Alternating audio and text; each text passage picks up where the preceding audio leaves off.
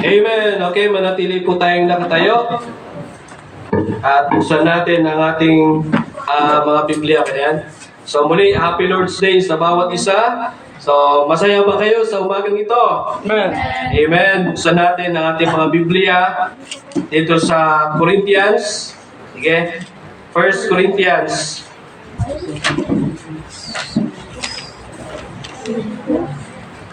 Okay, 1 Corinthians chapter 6 verse 19.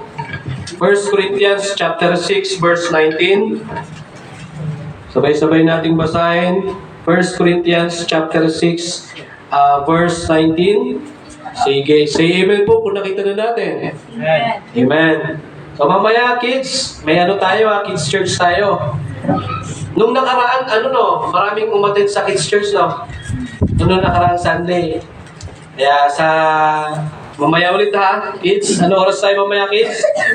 Alas 2 tayo mamaya ha. Tapos yung ibang bata na puntahan ulit, sunduin natin. Okay? Sige, na sinabi ko, 1 Corinthians chapter 6, verse 19. Say amen po kung nakita na natin. Amen. Basahin natin na sabay-sabay. All together, loud and clear, ready, go. What? Know ye not that your body is the temple of the Holy Ghost, which is in you, which ye have of God, and ye are not your own. Verse 20, for ye are bought with a price, therefore glorify God in your body and in your spirit, which are God's. Tayo manalangin. Ama naming Diyos na makapangyarihan sa lahat, kami po ay nagpapasalamat sa oras na ito. Salamat, Panginoon, sa inyong kabutihan at pagpalain niyo po ang aming pag-aaral ng inyong salita. Dalangin po namin ang Diyos na Espiritu po mag-guide sa amin at magpaunawa at magpaalala patungkol po sa inyong salita. Salamat sa mensahe na aming mapapakinggan sa pangalan ni Jesus. Amen. Amen. Okay, so maaari na po maupo ang bawat isa, no? Sige, so dito po sa ating binasa, 1 Corinthians chapter 6 verse 20, sabi ni Apostle Paul John, what? Know ye not that your body is the temple of the Holy Ghost, which is in you, which ye have of God, and ye are not your own. Alam niyo po mga kapatid, ang pinagtutungkulan dito ay hindi lang mga tao sa Corinto, kundi tayo pong mga Kristiyano. Amen? So, nung tayo ay tumanggap na sa Panginoon, sabi ng Biblia, tayo ay naging templo na ng Diyos. Tingnan niyo sa verse 19. Sabi dyan, our body is the temple of the Holy Ghost. Nung tayo ay tumanggap na sa Panginoon, ang Banal na Espiritu ay tayo ay natatakan na ng Banal na Espiritu. Yan ay nakalagay sa Ephesians. Tingnan natin sa Ephesians. Ephesians chapter 1. Ayan, Ephesians chapter 1 verse 13. Sabi po dyan, in whom ye also trusted, after that ye heard the word of truth, the gospel of your salvation, in whom also after that ye believed, ye were sealed with that Holy Spirit of promise. So matapos tayo magtiwala at matapos tayo makapakinig ng katotohanan at matapos tayong nanampalataya, sabi niyan, ye were sealed with that Holy Spirit of promise. Pag sinabing sealed, sa Tagalog is selyo. Nakakita na kayo ng selyo or sealed? Ibig sabihin tatak. Okay? Tatak. Pag sinabing sealed or tatak, it speaks of ownership. Dahil sa may tatak, malalaman nyo kung kanino yan. Okay? Halimbawa, pag kayo ay nagpadala kayo sa LBC, diba? Yung pinadala nyo ay tinatatakan niya ng LBC. Or may mga sticker sila ng LBC, di ba? Or yung plastic nila, may tatak yan. At makita nila na ay padala pala ito at ang ginamit ay LBC. Dahil sa tatak, kung JNT, di ba? So, it speaks of ownership. Pag kayo ay merong tawag dito, may notebook kayo. Para malaman na sa inyo yan, anong tinatatak nyo dyan? Anong nilalagay nyo? Property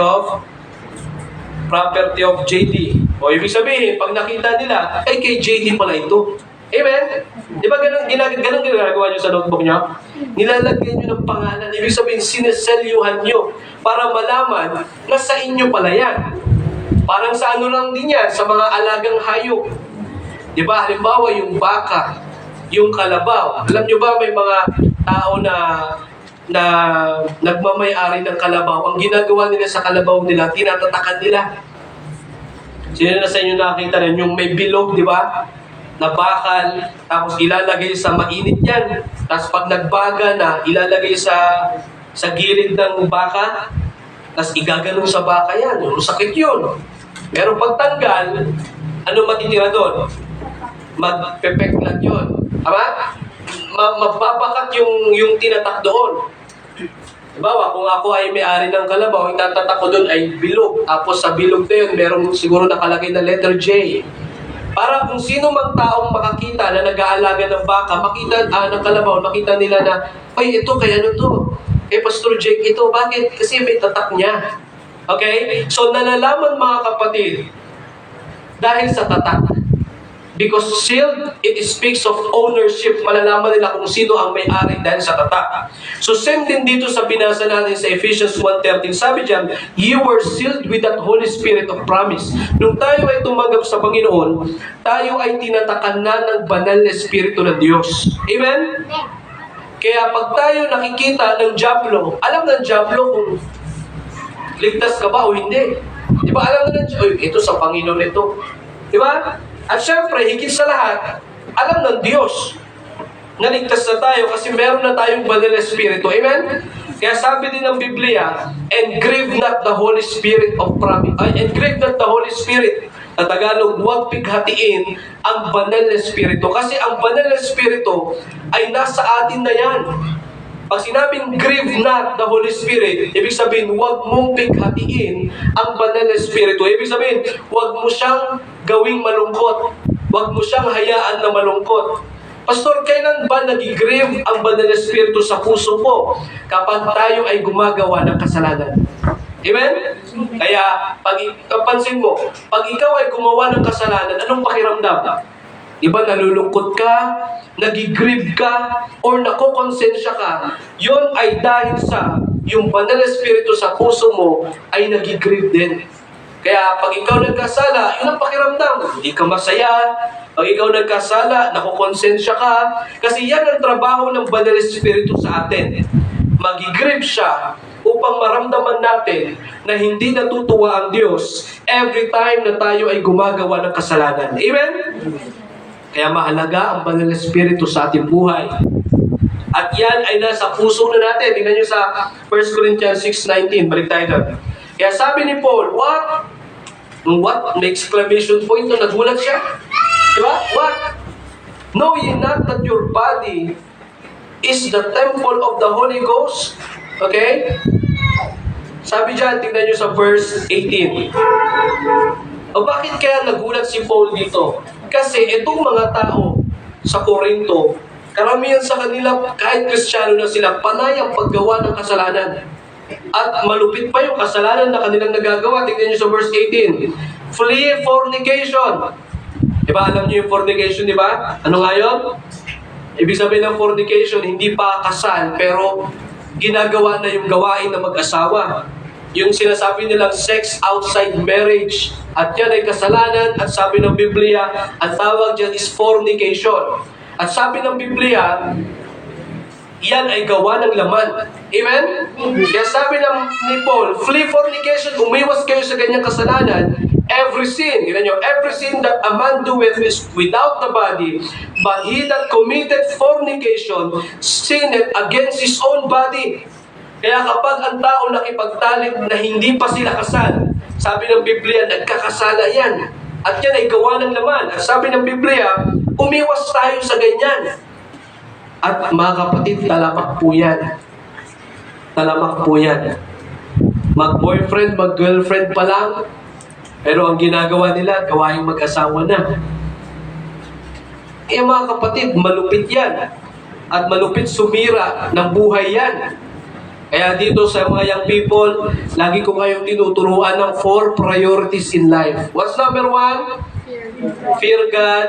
Number 2, finish your studies. Number 3, find a job. And then number 4, find a may kaya, hindi nyo pa napansin, halos monthly, lagi kong inuulit yan. Kasi I always remind you mga kapatid, na matindi kapag ang laman ang nanguna. Amen? Matindi kapag laman. Kaya kailangan see to it na kailangan mamuhay tayo ayon sa spiritual at hindi ayon sa laman. Kasi sabi ng Biblia, but he that committed fornication sinned against his own body. Kaya pagdating sa verse 19, nagulat si Paul. What? Kasi daw siya, kasi hindi niya akalain na Kristiyano na pero nagawa pa yung ganong kasalanan. Matindi. At may mga ganong Kristiyano mga kapatid na kahit Kristiyano na sila, imbes na malungkot sila dahil sa kasalanan na nagagawa, yung iba proud pa eh. Proud to be pa na nagawa yung ganong kasalanan. Pero sa atin mga Kristiyano mga kapatid, hindi dapat ganon. Amen? Once na tayo ay makagawa ng kasalanan, don't be proud. Amen? Amen. Yung sanlibutan ngayon, pag gumawa ng kasalanan, normal na lang sa kanila eh. At proud pa sila. Makikita nyo sa mga TV, yung iba, kung ano-ano ang suot, yung iba halos, kita na yung, sabi na, kita na yung kaluluwa, pero proud pa rin sila. Ganon ang sanlibutan ngayon. Pag gumawa ng kasalanan, they are too proud. Hayagan. Wala nang tinatago. Ganyan ang mga hindi ligtas. Amen? Pero tayong mga ligtas, sabihin natin, makagawa ka lang ng kasalanan na, grabe na ang konsensya natin. Kasi that's the word of the Holy Spirit. Amen? That's the word of the Holy Spirit. Ano sabi? What know ye not that your body? Kaya pinaalalahanan ni Paul yung mga tao dito na umiwas na kayo sa kasalanan ganyan. Kasi yung katawan nyo, templo na ito ng Diyos. Amen? So same din sa atin mga kapatid. Iwasan natin yung mga uri ng kasalanan na nagagawa ng ating laman because we are the temple of God. Amen? Amen. Amen ba? Amen. Pero sabi ko nga sa inyo, hindi naman ibig sabihin na all the time is perfect na tayo. Amen? Hindi ibig sabihin na as in wala na tayo nagagawa ng kasalanan. Nagkakasala pa rin tayo. Sa isip pangalan, nagkakasala na tayo. Amen? Mag-isip ka lang ng hindi maganda, kasalanan na yon. So every time tayo ay nagkakasala ayon sa laman, pero mga kapatid, lagi kong sinasabi sa inyo na merong pagkakaiba sa kasalanan ng hindi ligtas sa kasalanan ng ligtas. Huwag sulatan yung dingding. Merong kasalanan, yung sanlibutan, na iba yung way ng kasalanan na nagagawa ng mga tao dito sa bilang tayo mga Kristiyano mga kapatid. Kaya sabi ko nga sa inyo, mga kapatid, iba yung tao na gumagawa ng kasalanan na sinasadya niya. Amen ba? Amen? Amen. Kaysa sa tao na gumagawa ng kasalanan, pero once na siya ay nagawa ng kasalanan, nakukonsensya siya, nalulungkot siya hanggang sa umantong sa pagsisisi at nagsisikap ulit siya na mamuhay ng may kabanalan. Amen? Magkaiba yun. May mga Kristiyano naman na nung sila ay nagkasala, wala, hinayaan na nila. Mamuhay sila ng may kasalanan, mamuhay sila sa kasalanan. Ibang usapan na yun, mga kapatid. Kaysa sa nagsisikap na mumuhay ng may kabanalan. Amen? So, saan tayo doon? Siyempre, doon tayo sa, hindi man tayo perfecto, pero nagsisikap tayong mamuhay sa kabanalan. Amen? Kaysa sa mga Kristiyano na mas pinili na mamuhay na lang talaga sa kasalanan at hinayaan na lang nila na talagang kumilos sa kanilang kasalanan. Yun ang hindi maganda. Amen? Amen. Kasi tayo ay templo na ng ating Diyos. No? What know ye not that your body is the temple of the Holy Ghost, which is in you? Tingnan nyo. Which ye have of God, and ye are not your own. Okay, tumanggap na tayo sa Panginoon. Templo na tayo ng Diyos.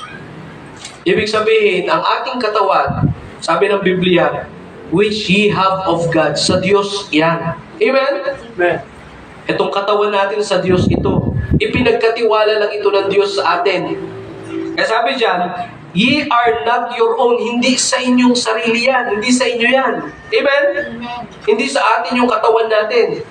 Templo lang ito ng Diyos. Ang nagmamay-ari nito ay ang Diyos. Tingnan nyo sa verse 20. Tingnan nyo sa verse 20. Sabi dyan, for we are bought with a price. Yun pala yun. Kaya pala hindi na tayo nagmamayari ng ating sarili. Kasi binili na pala tayo. With a price. What is the price here? Yung banal na dugo ng Panginoong Kristo. Amen? Actually, that's priceless. Yung pinantubos sa atin, banal na dugo ng Panginoon. Diba? Hindi, tandaan nyo, hindi tayo kayang tubusin ni numan na tao. Hindi tayo kayang tubusin ng pera. Sabi nga, kahit pagsama-samahin pa lahat ng pera sa sanlibutan ito, hindi ito sapat para tubusin ang isang kaluluwa ng tao. Amen? Hindi yung sapat. Kahit na, sabi nga nila, kahit na gilingin ka pa, gilingin ka at gawin kang betchin. Ano yung betchin, di ba? Pinong-pino, hindi pa rin yan sapat para makabayad. Ang tanging nakabayad lang para sa ating ay yung dugo, ay yung banal na dugo ng Panginoong Kristo. Amen? Amen. Sabi diyan, we are bought with a price. So, ang ating katawan, mga kapatid, sabi ng Biblia, hindi na ito sa atin, ito ay sa Diyos na, binili tayo ng Panginoon sa pamamagitan ng kanyang banal na dugo. Ligtas na tayo, kaya anong kasunod? Ano sabi ng Biblia? Tingnan niyo Bible niyo, ano sabi? Therefore, glorify God in your body. Yun pala yun. Kaya pala, mga kapatid, ang ating katawan, since ang nagmamay-ari nito ay ang Diyos natin, sabi ng Biblia, glorify God in your body. Luwalhatiin mo ang Diyos sa iyong katawan. Ibig sabihin, sa katawan natin, ang Diyos ang maluluwalhati. Ang Diyos ang matutuwa. Amen? Amen. Amen ba? Amen. Ang Diyos ang mag-glorify. Pag tinignan tayo ng tao, sino ba ang nakikita sa atin? Ang Diyos o ang kasalanan? Let us glorify God in our body. Okay, luwalhatiin natin ang ating Diyos sa ating katawan kasi hindi sa atin to. Ibig sabihin, mula ulo yan hanggang paa. Sa ulo natin, nandyan ang utak. Sa isip. Sa isip ba natin, naluluwalhati ba ang Diyos? Kapag ang isip natin ay punong-puno ng basura ng kasalanan, hindi natutuwa dyan ang Diyos. Amen? Kaya nga meron tayong mga memory verses. Tapos, mga memory verses. Tapos pagdating sa bahay nyo, may mga devotion kayo, nagbabasa ng Biblia. Bakit kaya ganon? At yan ay araw-araw, devotion. Tapos weekly, may mga memory verses. Ano yung memory verse natin? Ano yung memory verse natin ngayon? Ha? Naipon na, dalawa na, no? Kasi 2 weeks na tayong walang hapon. Alam nyo ba yan? I-review nyo na lang dun sa maiksi lang yun eh. Tama? Maiksi lang yun. I-review nyo yan ha. So 2 verses na yung ating memory verses. Pastor, bakit may ganon? Bakit kailangan pa namin mag-memory verses? Kasi, mga kapatid, strategy po yan. Para yung ating isip ay mapuno ng salita ng Diyos. Amen? Kaysa naman kung ano-ano yung kabisado natin. Marami ngayon, kabataan, kabisado yung laro sa cellphone. No. Kahit nakapikit na, kabisado yung laro sa cellphone eh. Pero memory verse, di ba? Kung meron man tayong dapat kabisaduhin, yun na yung salita ng Diyos. Amen? Amen.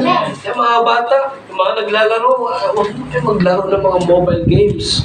No, hindi nakakatulong yan. Ang ginagawa lang ng Diablo is pinapasukan lang kayo ng mga basura sa isip nyo. At yan ay hindi nakakaluwalhati sa Diyos. Amen? Kaya sa isip pa lang ha, mga kabataan, sa isip pa lang, kailangan naluluwalhati ang Diyos. Amen? Amen.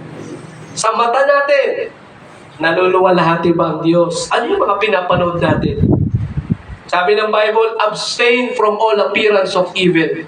Pag sinabing abstain, ano nga yun, abstain? Umiwas sa mga all appearance of evil. Sa mga masasamang palabas, iwas. Kahit yung mga mobile games, may mga evil dyan. Tingnan niyo yung mga characters niyan. May mga sungay. May mga pangit ang itsura. Tapos yun yung karakter ng mga nilalaro. Di ba? Hindi maganda. Pastor, ang nilalaro ko naman ay hindi naman wala namang mga ganong itsura. Ang point natin dyan mga kapatid is, sayang din ng oras. Amen? Pastor, ang nilalaro ko naman ay Candy Crush. Alam niyo Candy Crush? Ha? Sabihin na natin walang evil yun. Pero ang taktika ng Diablo para kunin yung oras mo. Na ibig sabihin na dapat nagbabasa ka ng Biblia, pero dahil sa nakuha ng Diablo yung oras mo. So, ibig sabihin mga kapatid, kahit anong laro sa cellphone, may Diablo man yan o wala, tandaan nyo, kinukuha ng Diablo yung oras natin na dapat oras para sa Panginoon. Amen? Amen. Kaya maging aware tayo sa mga galamay ng Diablo, tulad yan, mga mobile games. Kasi grabe ng sanlibutan ngayon mga kapatid. Kaya sa mata, sa TV, sa Facebook, sa YouTube, ano yung mga pinapanood natin? Kung yan ay masama, iwasan natin yan. Maganda ang panoorin natin sa Facebook, mga preachings, di ba? Mga tawag dyan. Hindi nyo ba napansin, no? Ang sanlibutan, mas gusto yung mga bagay, mga palabas na nasa sanlibutan din. Pero pag sa salita ng Diyos, ilan lang ang views. Di ba? Hindi pa nga umaabot ng 1,000, 100, wala pa nga minsan eh. Pero pag mga mga prank yan, yung mga matatawa ang tao, yan ang gusto-gusto ng tao ngayon. Pag mga prank, milyon-milyon yan. Mga prank na wala namang kakwenta-kwenta, di ba? Milyon-milyon views yan. Bakit? Yan kasi ang gusto ng mga mata ng tao ngayon. Pero preaching, wala, scroll lang yan. Sino nag-preach, Wala yan. Di ba? Pero pag mga horror movies, maraming tao gusto rin yan. Di ba?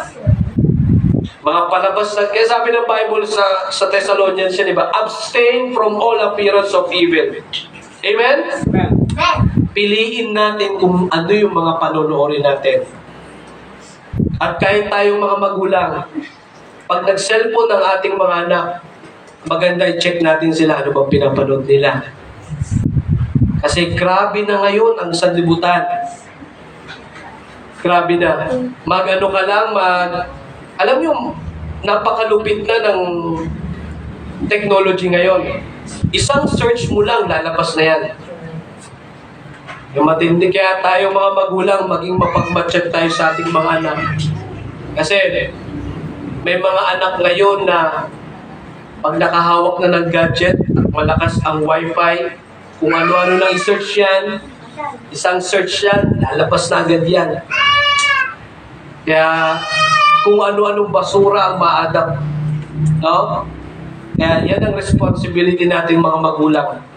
Na hindi lang natin sila basta pahawakan ng cellphone. Alamin din natin ano bang pinapanood nila.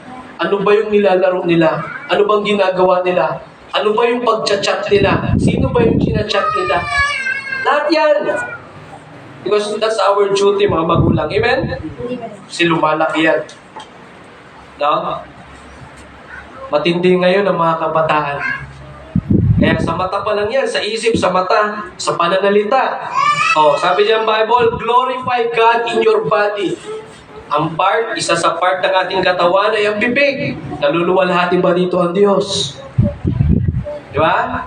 Kaya pag tayo lumabas ng church, ano yung mga lumalabas sa bibig natin? Baka mamaya may nagmumura pa. Di ba? May mga lumalabas na hindi magaganda sa bibig. Hindi dyan nag-glorify ang Diyos. Mga anak, pag kayo ay sumasagot sa inyong mga magulang, hindi nag-glorify dyan ang Diyos. Hindi naluluwalhati dyan ang Diyos. Amen? Amen? Amen. Ano pa? Sa kamay natin. Sa kamay ba natin naluluwalhati ang Diyos? Di ba? Saan pa? Sa puso. Mahal pa ba natin ang Diyos? Sa paa. Ano ba yung pinupuntahan ng ating paa? Naluluwalhati ba dyan ang Diyos? Kaya sabi niya, glorify God in your body. Tingnan niyo ang sanlibutan ngayon, lalo na sa atin, dito sa Pilipinas. Ngayon, March, ano ang tradisyon ngayon ng Pilipinas? Ha? Halo-halo? Sabiar na kasingin, no? Ano? Yung tradition nila is, yung Holy Week na sinasabi. Diba? So dyan, isa-celebrate daw yung kung ano yung nangyari sa Panginoon. Tingnan nyo, makakapanood na makakakita na naman tayo ng ano, ng mga grabe.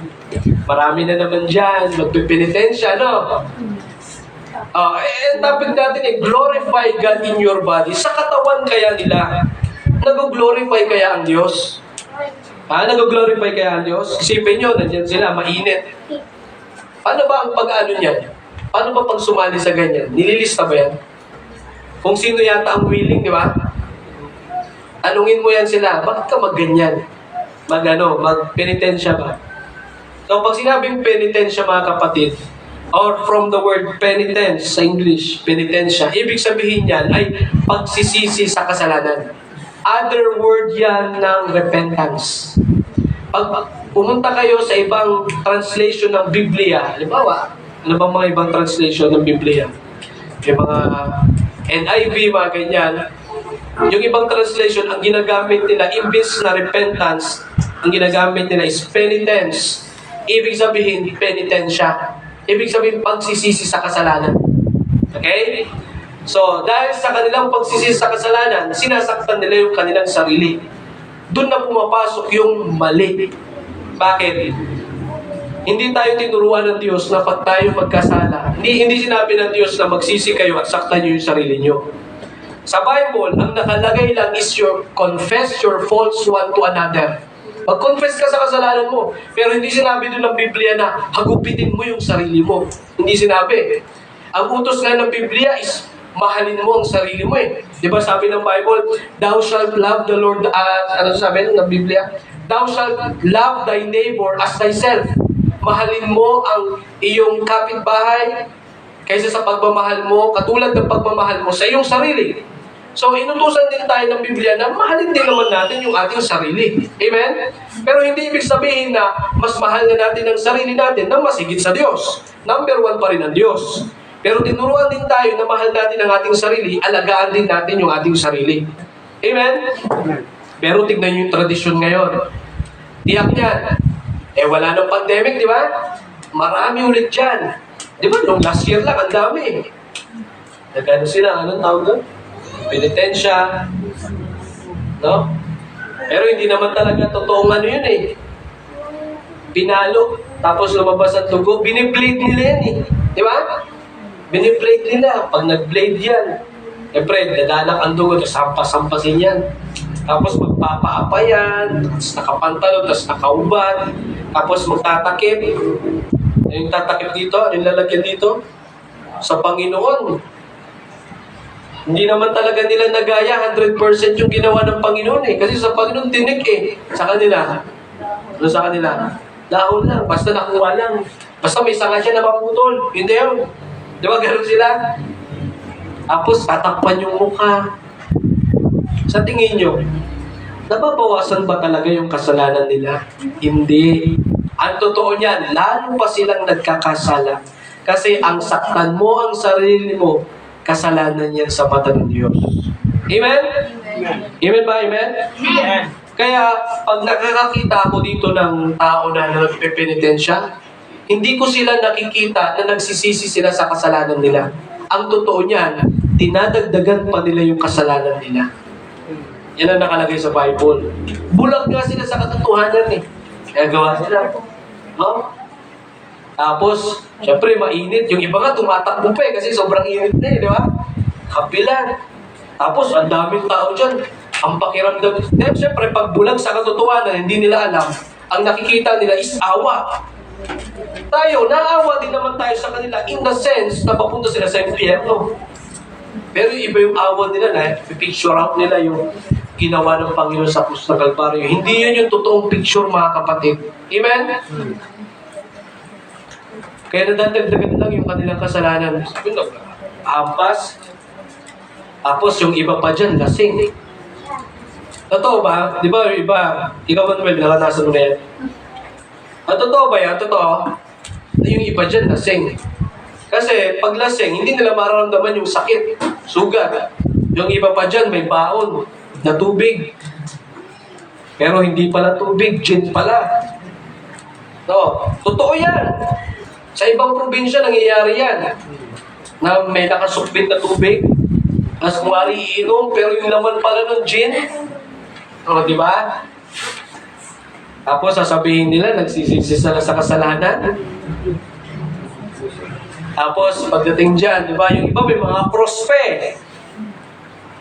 Tapos pagdating doon sa plaza, magpapatira pa, nasampasin.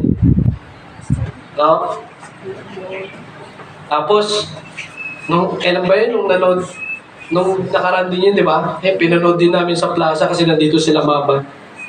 Pinanood din namin sa plaza. Sabi mo, meron doon habang pinapalo, tumatawa. Saan mo makita yung pagsisisi doon? Kaya yung mga ganyan, nilalaro lang nila eh. Hindi naman talaga totoo yan kasi laro-laro lang talaga yan. Nagsisisi daw pero habang pinapalo, tumatawa. Okay to nagsisi pero tawa ng tawa. Kita niyo mga kapatid, no? Tapos ipapako na sa krus. Diba? Ngayon maraming nagpapapako ngayon. Sa Pampanga, sikat yan eh. Na may mga nagpapapako sa krus. Diba? Papapako sa krus. Pero alam niyo ba, bago ipako yan, bago sila ipako, meron munang ambulansyang nakahanda yan. Merong mga medics. Tapos yung pako nila, binababad sa alcohol yan. Kita niyo ang tao, no? Pero nung time ng Panginoon, wala, ambulansya, wala. Yung pako, hindi chinek kung may kalawang. Wala, yun ang sa Panginoon. Pero yung tao, i-check nyo muna baka may kalawang yun, no? Kasi matetano. Yung tao. Kita nyo, di ba? Tapos ano pa? Papako yan. Sabi ng Bible, glorify God in your body.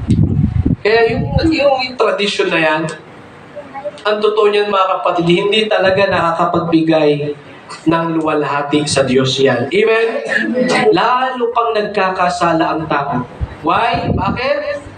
Kasi yung katawan na kanilang sinasaktan, hindi talaga sa kanila yun. Amen? Sa Diyos yun. At sinabi ng Diyos na mahalin nyo rin yung sarili nyo, alagaan nyo yung katawan nyo. Hindi sinabi ng Biblia na pag tayo nagkasala, saktan natin ang sarili. Walang sinabi ang Biblia doon.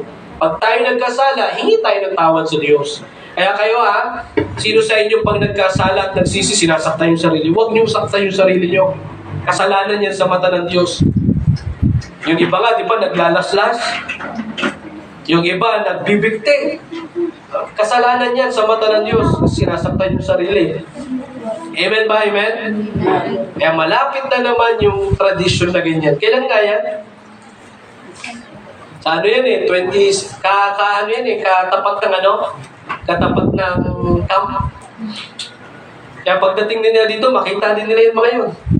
Actually, hindi naman bago sa amin yan kasi sa Bulacan, ang dami din gano'n. Madami din gano'n. At same din dito, mas lalo na dito kasi dito, probinsya talaga. Diba? Kaya, mga kapatid, salamat sa Diyos kasi wala na tayo sa gano'n. Amen? Amen. Tapos, meron ding prosesyon yan. Di ba may prosesyon dyan? Ng rebulto. Puprosesyon sila. So, talagang maling-mali. No? Maling-mali. Kaya paano nila nag-glorify ang Diyos sa kanilang katawan?